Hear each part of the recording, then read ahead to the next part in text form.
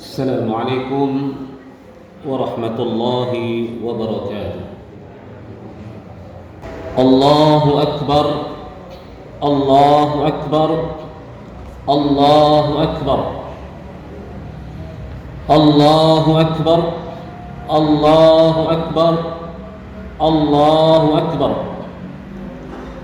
الله أكبر، الله أكبر، الله أكبر، الله أكبر كبيرا والحمد لله كثيرا وسبحان الله بكرة وأصيلا. لا إله إلا الله وحده صدق وعده ونصر عبده وعز جنده وهزم الأحزاب وحده. لا إله إلا الله والله أكبر. أشهد أن لا إله إلا الله وحده لا شريك له وأشهد أن محمدا عبده ورسوله. فإني أوصيكم ونفسي بتقوى الله فقد فاز المتقون. يا أيها الذين آمنوا اتقوا الله حق تقاته ولا تموتن إلا وأنتم مسلمون. يا أيها الذين آمنوا اتقوا الله وقولوا قولا سديدا يصلح لكم أعمالكم ويغفر لكم ذنوبكم ومن يطع الله ورسوله فقد فاز فوزا عظيما. يا أيها الناس اتقوا ربكم الذي خلقكم من نفس واحدة وخلق منها زوجها وبث منهما رجالا كثيرا ونساء واتقوا الله الذي تساءلون به والأرحام إن الله كان عليكم رقيبا. الله أكبر، الله أكبر walillahil hamd. Jamaah sidang salat Idul Adha yang dimuliakan Allah Subhanahu wa taala. Melalui kesempatan yang mulia ini, khatib mengajak kepada kita semuanya untuk selalu meningkatkan takwa kita kepada Allah Subhanahu wa taala, yaitu dengan melaksanakan segala perintah Allah Subhanahu wa taala dan menjauhi segala larangan-larangannya. Karena dengan takwa ini Allah akan memberikan jalan keluar dari segala kesulitan yang kita hadapi, dan Allah akan memberikan rizki dari yang tidak pernah kita sangka-sangka. Dan dengan takwa ini Allah akan menjadikan hidup kita mulia. La farqa baina ajamiyyin wa arabiyyin illa bittaqwa. Tidak ada perbedaan antara orang Arab maupun yang bukan Arab, kecuali yang membedakannya adalah takwa. Artinya kita tidak ada yang membedakan antara orang kaya dan miskin. Tidak ada yang membedakan antara orang yang gagah dengan orang yang tidak gagah. Tidak ada yang membedakan antara pejabat maupun yang tidak pejabat. Tetapi yang membedakan manusia itu adalah sejauh mana tingkat ketakwaannya kepada Allah Subhanahu wa taala. Inna akramakum indallahi atqakum. Sesungguhnya orang yang paling mulia di antara kamu sekalian adalah orang yang paling bertakwa di sisi Allah Subhanahu wa taala. Bisa jadi orang hidupnya sederhana, tetapi tingkat ketakwaannya kepada Allah melebihi orang-orang yang punya kedudukan dan jabatan, maka ini adalah orang yang bertakwa dan orang yang mulia.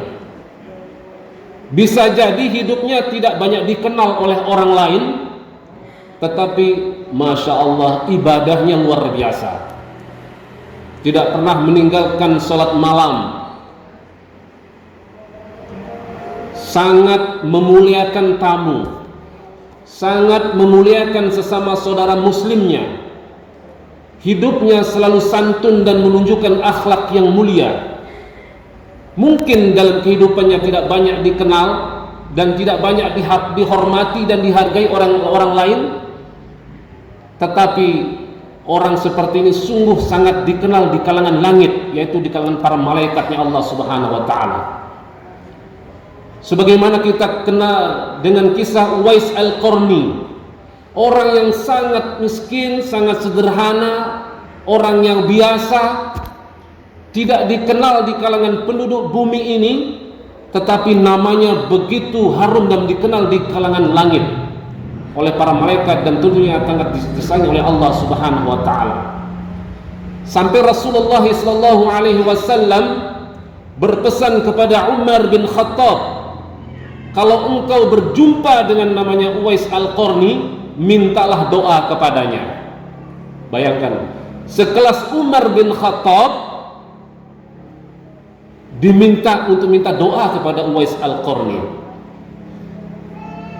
Orangnya biasa, sangat sederhana, tetapi karena baktinya kepada ibunya, inilah amalan yang mulia yang membuat Rasulullah SAW meminta kepada Umar bin Khattab untuk minta kepada doa Uwais Al-Qarni. Demikian juga sebenarnya banyak di kalangan umat ini, di sekitar kita, di masyarakat kita, orangnya sederhana, pekerjaannya juga tidak mentereng, penampilannya biasa-biasa saja, tetapi amalannya Masya Allah membuat Allah cinta kepadanya, membuat Allah turun kasih sayang dan rahmannya. Oleh karena itu Bapak Ibu sekalian yang kami muliakan, mari sekali lagi dalam mimbar yang mulia ini untuk terus senantiasa kita meningkatkan takwa kita kepada Allah Subhanahu wa ta'ala, baik di kala ramai maupun di kala sepi. Kadang-kadang orang bisa bertakwa di saat dia ramai, di saat banyak orang menyaksikannya, tetapi di kala sepi kadang-kadang tidak ada pengawasan orang lain, dia lupa tentang takwa ini. Oleh karena itu hadirin yang muliakan Allah Subhanahu wa ta'ala, dan menjadi salah satu rukun daripada khutbah, yaitu mewasiatkan tentang takwa ini. Hadirin yang dimuliakan Allah Subhanahu wa ta'ala, melalui kesempatan ini pula, mari bersama-sama kita terus meningkatkan rasa syukur kita kehadirat Allah Subhanahu wa ta'ala atas segala nikmat yang Allah Subhanahu wa ta'ala berikan kepada kita semuanya. Kadang-kadang nikmat ini tidak kita rasakan, karena mungkin tidak kita merasa kehilangan sesuatu dengan apa yang kita miliki. Dan nikmat itu akan terasa ketika sesuatu itu hilang pada diri kita. Di dalam badan kita ini saja, kalau kita akan menghitung nikmat-nikmat Allah Subhanahu wa ta'ala yang diberikan kepada kita, maka sungguh kita tidak akan dapat mampu untuk menghitung nikmat itu. Nikmat mata, nikmat pendengaran, ya, nikmat jantung yang sehat, nikmat ginjal yang sehat, nikmat paru-paru sehingga kita bisa bernapas dengan baik. Coba bayangkan pada saat COVID melanda di setahun 2 tahun yang lalu, betapa banyak saudara-saudara kita yang sudah dipanggil oleh Allah Subhanahu wa ta'ala. Dan beberapa hari kemarin saya berjumpa dengan salah seorang teman. Saya bertanya tentang kabarnya, lalu dia menjawab, alhamdulillah, beberapa bulan yang kemarin saya melakukan operasi batu ginjal. Setelah operasi selesai, beberapa bulan kemudian ternyata terjadi perdarahan pada ginjalnya. Pada saat itu langsung dilarikan ke rumah sakit. Akhirnya begitu hasil pemeriksaan ternyata terjadi pembusukan pada ginjalnya. Akhirnya mau tidak mau ginjalnya sebelah kanan harus diangkat. Dan sekarang hidup dengan sebelah ginjalnya, yaitu ginjal kirinya. Dan lalu dia menyampaikan beberapa hari kemarin juga melakukan pemeriksaan, ternyata ada kelainan pada jantungnya. Akhirnya dokter menyarankan untuk melakukan pasang ring pada jantungnya. Tetapi Masya Allah, sahabat saya ini tidak pernah mengeluh dan merasa nikmat yang Allah berikan padanya ini berkurang dari dirinya. Apa dia bilang? Saya selalu bersyukur kepada Allah Subhanahu wa Ta'ala atas nikmat yang lain yang Allah berikan kepada saya. Sungguh nikmat yang lain, kalau saya menghitungnya, sungguh saya tidak akan mampu untuk menghitung nikmat Allah yang lain ini. Sehingga sahabat saya ini tidak pernah meninggalkan sholat berjamaahnya. Selalu sholat berjamaah tepat waktu dan selalu berjamaah di masjid. Itu salah satu daripada tanda dan ciri orang yang selalu mensyukuri nikmat Allah Subhanahu wa Ta'ala. Oleh karena itu hadirin yang dimuliakan Allah Subhanahu wa Ta'ala, melalui kesempatan ini kami mengajak kepada kita semuanya untuk terus mengimplementasikan syukur kita kepada Allah dengan perbuatan-perbuatan amal soleh. Terutama yang ringan-ringan yang kita lakukan, yaitu dengan zikir-zikir kepada Allah Subhanahu wa Ta'ala. Misalnya dengan mengucapkan subhanallah wa bihamdih, subhanallahil azim. Subhanallah wa bihamdih, subhanallahil azim. Rasulullah sallallahu alaihi wasallam bersabda, kalimatani khafifatani 'alal lisan, thaqilatani fil mizan, wa habibatani fil ilar rahman. Ada dua kalimat yang ringan diucapkan oleh lisan, tetapi berat timbangan kebaikannya nanti di mizan, di timbangan mizan. Dan dicintai Allah yang Maha Rahman dan Maha Rahim. Apa dua kalimat itu? Subhanallah wa bihamdih, subhanallahil azim. Ini mudah-mudahan kita selalu ucapkan ini, ya, supaya ketika kita menghadap kehadirat Allah Subhanahu wa Ta'ala dan akan melalui timbangan, maka inilah dua kalimat yang ringan diucapkan tetapi bisa menjadi pemberat kita di yaumil hisab kelak. Demikian juga hadirin yang mulia, jangan sampai kita melupakan salawat kepada junjungan Nabi besar kita Nabi Muhammad sallallahu alaihi wasallam. Allahumma salli ala Muhammad wa ala ali Muhammad. Rasulullah sallallahu alaihi wasallam bersabda, siapa yang berselawat untukku satu kali, maka Allah Subhanahu wa Ta'ala akan berselawat untuknya 10 kali. Hadirin yang dimuliakan Allah Subhanahu wa Ta'ala, alhamdulillah di pagi hari yang mulia ini kita dapat melaksanakan rangkaian kegiatan sholat Idul Adha, dan insya Allah sebentar lagi kita akan melakukan pemotongan hewan kurban. Ini juga menjadi satu keteladanan bagi kita semuanya untuk menguji salah satu daripada tingkat keimanan dan ketakwaan kita kepada Allah Subhanahu wa Ta'ala, yaitu dengan melakukan kurban hewan. Jangan sampai di sepanjang hidup kita tidak pernah berkorban atau tidak pernah punya keinginan niat untuk berkorban. Ini mungkin perlu menjadi perhatian kita bersama. Jangan sampai sepanjang hidup kita, sampai usia kita mungkin 70 tahun, 60 tahun, 50 tahun, tidak pernah kita melakukan korban. Idealnya ya idealnya korban itu adalah, ini indikator kalau kita ingin melihat kesadaran berkorban.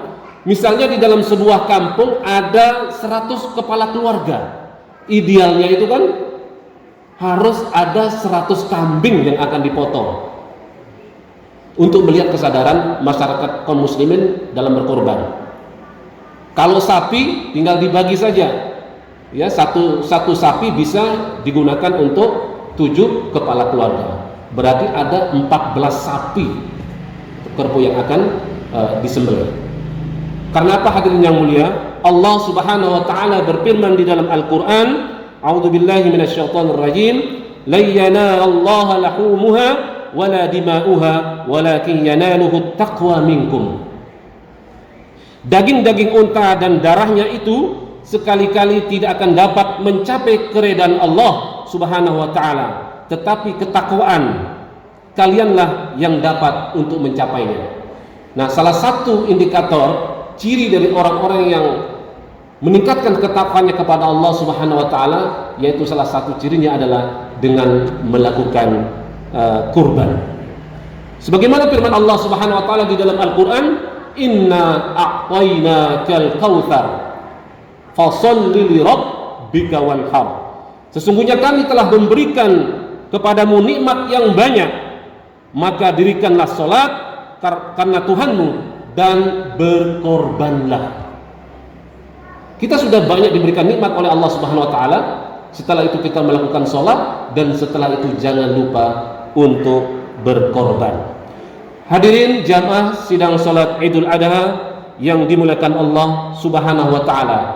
Demikian pula Rasulullah SAW agak keras memberikan peringatan kepada kaum muslimin bagi yang sudah mampu memiliki harta benda tetapi tidak mau berkorban. Sebagaimana sabda Rasulullah SAW, "Man kana lahu sa'atun wa lam yudhihi fala yaqrabanna musallana."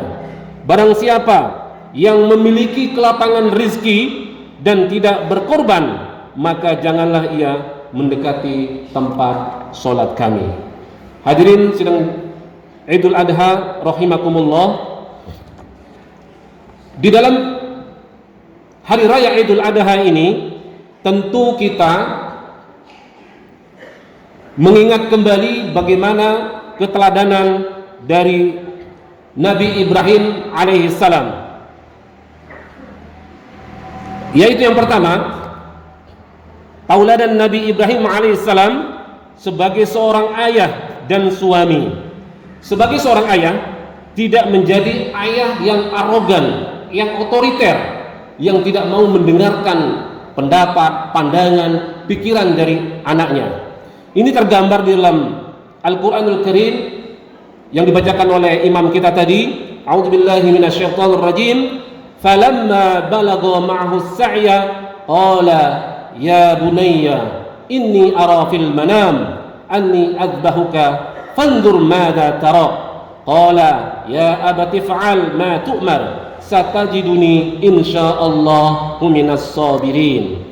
Maka ketika anak itu sampai pada umur sanggup berusaha bersamanya, Nabi Ibrahim alaihissalam berkata, "Wahai anakku, sesungguhnya aku bermimpi bahwa aku menyembelihmu, maka pikirkanlah bagaimana pendapatmu." Dia Ismail menjawab, "Wahai ayahku, lakukanlah apa yang diperintahkan Allah kepadamu. Insya Allah engkau akan mendapatkanku termasuk orang-orang yang sabar." Secara logika dan pikiran tentu tidak akan dapat diterima. Seorang ayah diperintahkan untuk menyembelih putranya sendiri. Tetapi karena ini adalah merupakan perintah Allah yang harus dilaksanakan, maka ada satu keyakinan di situ. Setiap dibalik perintah Allah pasti ada hikmah, ada kebaikan, dan ada kemaslahatannya. Ini tergambar di dalam surat An-Nahl ayat 97. Man 'amila salihan min dzakarin aw untha wa huwa mu'min falanuhyiyannahu hayatan thayyibah. Barang siapa yang melaksanakan, yang mengerjakan amal kebaikan, artinya perintah Allah, maka dalam keadaan beriman, maka Allah Subhanahu wa taala akan memberikan satu kehidupan yang baik. Hayatun thayyibah, kehidupan yang bahagia, kehidupan yang tenang.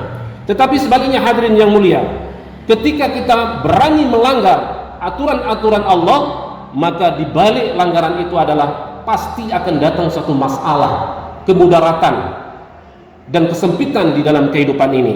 Ini tergambar di dalam Al-Quran. وَمَنْ أَعْرَضَ عَنْ ذِكْرِي فَإِنَّ لَهُ مَعِيشَةً ضَنْكًا. Barang siapa yang berpaling dari peringatanku, maka kata Allah, فَإِنَّ لَهُ مَعِيشَةً ضَنْكًا. Sungguh aku akan berikan kepadanya satu kehidupan yang sempit atau yang kehidupan yang sengsara. Demikian yang bisa kami sampaikan. Aqulu qauli hadza fastaghfiru innahu wal ghafurur rahim.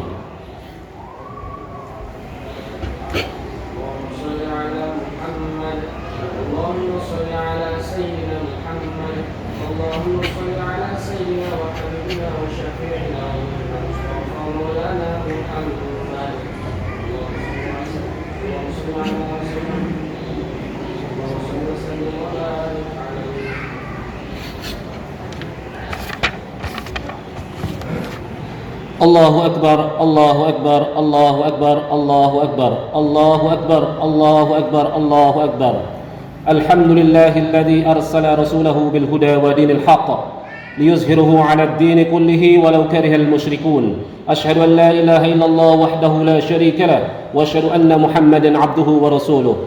Allahumma salli wa sallim wa barik 'ala sayyidina Muhammad wa 'ala alihi wa ashabihi wa man tabi'ahum bi ihsanin ila yaumiddin.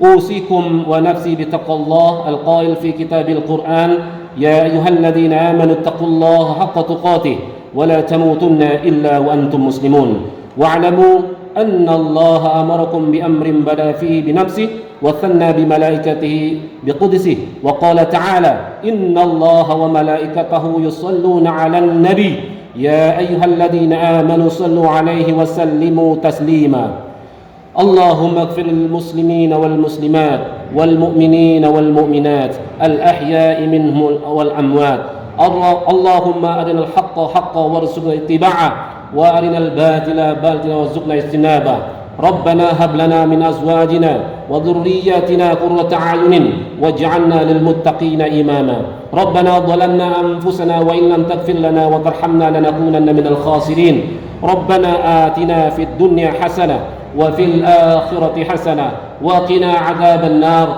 عذاب النار سبحان ربك رب العزة عما يصفون وسلام على المرسلين والحمد لله رب العالمين عباد الله إن الله يأمركم بالعدل والإحسان وإيتاء ذي القربى وينهى عن الفحشاء والمنكر والبغي يعظكم لعلكم تذكرون واشكروا العظيم يرزقكم واشكروا على نعمه يزدكم ولذكر الله أكبر والسلام عليكم ورحمة الله وبركاته.